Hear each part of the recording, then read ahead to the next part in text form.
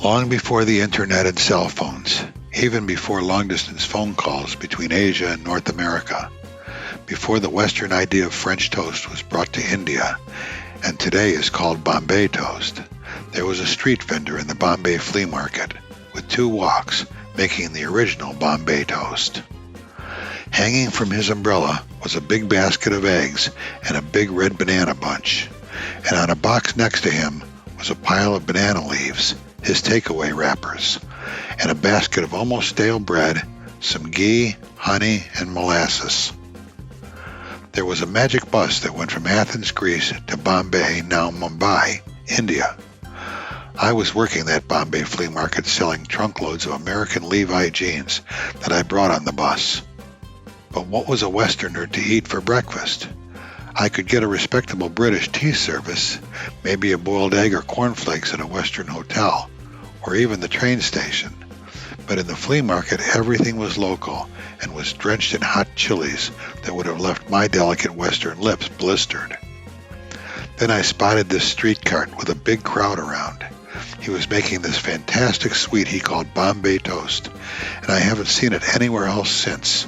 But everywhere I've made it since, it's been a huge hit. The only 2 changes I made is to use challah, an egg bread, instead of the white bread he used, because this dish is a form of French toast, and challah is the best bread for French toast. And they also serve it on a plate, instead of the banana leaf sections stacked on his cart. In the small wok, he had a little bit of hot oil. I have a small wok and I use it in the same way, but you can use any small pan with sides tall enough to hold a 1/4 inch of oil. This wok was kept on a medium flame with the oil about 375 degrees Fahrenheit. The other wok was a large flat one called a tawa, roti, paella pans, komals, and other names too. I use a small cast iron komal here, but you can use any frying pan.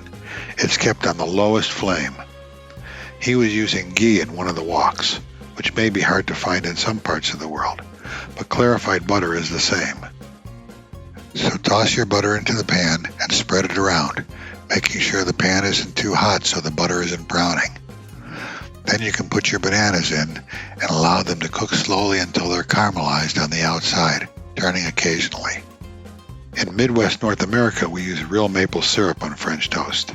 In India, he was using local honey and molasses. Stir the honey and molasses around with the butter or ghee to mix them up, and turn the bananas over in it to coat. As long as you have enough room on your flat wok to hold a couple pieces of toast as well as the bananas, you can make a large quantity at once.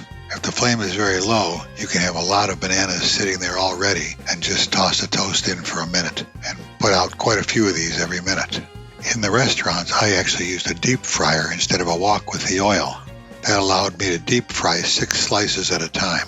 In restaurants, I'd prepare enough egg wash in the morning for the entire day, and also thick sliced bread ahead of time, but not dunk it into the egg wash until right before cooking. Unlike traditional French toast, we don't want to soak the bread with egg. We want the egg to coat the outside of the bread and only soak in a little bit, so that there's plenty of egg on the outside to soak up the honey and molasses butter. For that same reason, we also don't add any milk or other liquid to the egg.